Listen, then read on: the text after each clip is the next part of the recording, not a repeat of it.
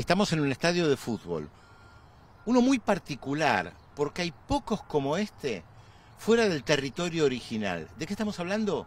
Del estadio de Palestina en Chile, porque efectivamente la comunidad palestina fuera de Palestina misma es la más grande en Chile si nos olvidamos del Medio Oriente. Esto quiere decir, fuera del Medio Oriente, la mayor cantidad de palestinos, ¿dónde está?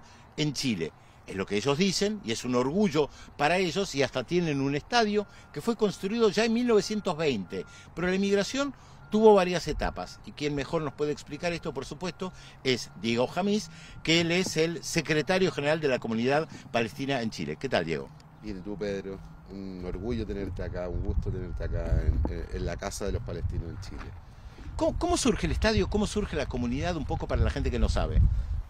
Hay una inmigración palestina que parte a finales de 1800 y tiene un boom muy grande posterior a la Primera Guerra Mundial, y sobre todo se ve muy incrementada con la Nakba en 1948 y todos los problemas que se generan en Palestina a razón de eso.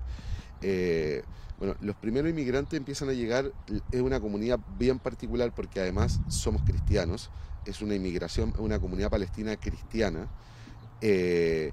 Empiezan con una reforma que se hace en el Imperio Turco Otomano cuando Palestina estaba bajo dominio del Imperio Turco Otomano, que obliga a los cristianos a ir al ejército.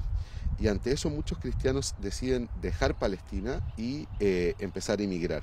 Lo mismo sucedió con los cristianos libaneses y sirios, que también en Chile existen, y jordanos. En Chile también hay una comunidad jordana. Y bueno, claramente se ha incrementado esto cuando empiezan todos los problemas con los sionistas en Palestina a partir del año 36.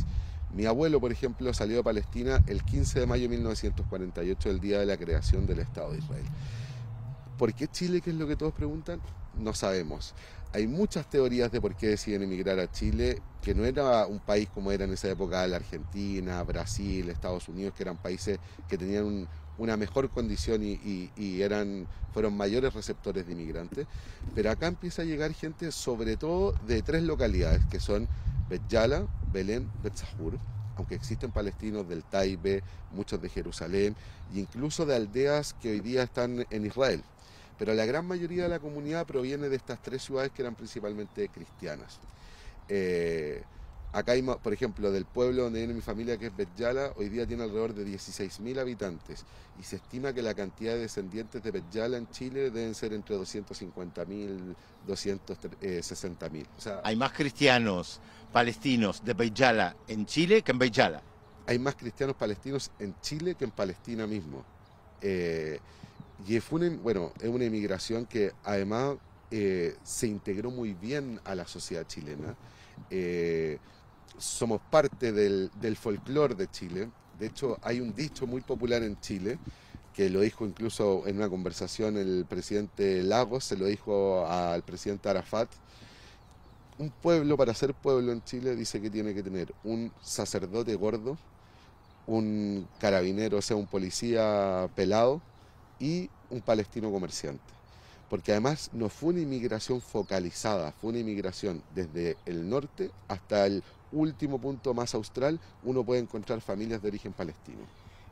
Siempre la cuestión palestina aparece como una cuestión muy polémica. Acá nos encontramos con un club palestino, un estadio, está en la primera división de fútbol.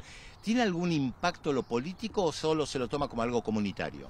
No, a ver, para mí todo lo que tenga el nombre palestino o palestina tiene algo de político, porque finalmente el rol que para nosotros es muy relevante es mantener viva la llama de Palestina en todos lados.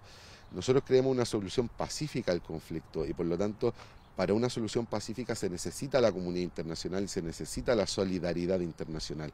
Y por lo tanto acá hay un trabajo político fuerte de la comunidad y de grupos de activistas por los legítimos derechos del pueblo palestino. Y en el fondo se trabaja y se espera, y que así ha sido, de que nuestro gobierno, el gobierno de Chile, tenga una posición clara de apoyo a lo que señala el derecho internacional, que son las reivindicaciones palestinas. ¿Y cómo es recibido el club palestino cuando va a jugar a Brasil, a la Argentina? Muy bien, bueno, las comunidades de allá lo esperan. Me acuerdo de un partido en Puerto Alegre, que es donde ahí está la mayor cantidad de palestinos en Brasil. Y llegó gente que jugaba Palestino por Inter con una Copa Libertadores, y llegaba gente con la mitad de la camiseta era de Inter y la otra mitad era de Palestino. Yo te diría que es un club que tiene seguidores en todo el mundo, y de hecho es así si uno ve las redes sociales, todo, porque y no solo los palestinos, sino que se ve como un club que tiene una resistencia detrás, que tiene una historia detrás. Es más, el club se funda en 1920 en forma amateur, ¿ya? Pero el club se empieza a profesionalizar en el año 47. Y esto fue porque un grupo de jóvenes, y eran jóvenes palestinos, hijos de palestinos en Chile, dicen: en Palestina nos están borrando del mapa, tenemos que poner a Palestina en el mapa. ¿Y cómo? Profesionalicemos el equipo, porque así por lo menos una vez a la semana en todos los diarios va a aparecer el nombre Palestina. Cuando en la década del 50, 60 decían que los palestinos, en el mundo decían que los palestinos no existían, bueno, acá nadie se podía comprar eso porque todos conocían un palestino, existía el equipo palestino.